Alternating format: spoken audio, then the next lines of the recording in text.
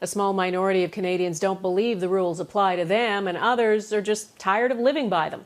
Mike Drolet has more on the frustrations building as the pandemic drags on. It's hard to compete with the gusty winds of a snowstorm in rural Manitoba. Harder still with RCMP officers blocking the highway. Let the people go to church! The standoff between religious rights and public health ended with the minister delivering his sermon on the back of a pickup truck.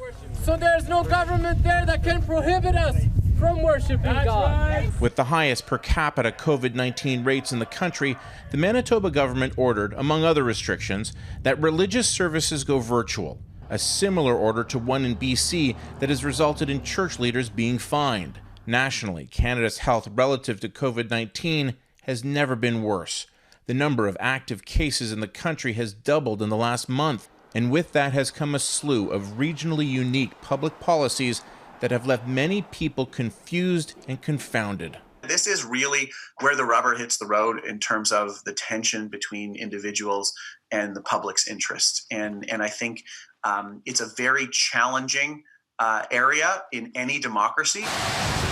The rain kept protesters away from this Toronto area barbecue restaurant today, but it's been at the epicenter of a boisterous debate over how public policy is meted out. While businesses in 2 GTA regions aren't allowed to have customers enter their stores due to a lockdown, just a few streets over, a mall is thriving with massive lineups. How are Canadians dealing with all of it? Professor of psychiatry Roger McIntyre says it's the unpredictable element of chronic stress that worries him the most.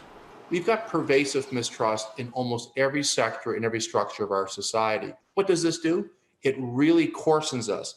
And it coarsens us in the sense that we, in fact, are acting out. We're getting angry, and you're seeing some of this being acted out. The only solution, he believes, is getting the vaccine into the hands of Canadians and putting the pandemic behind us.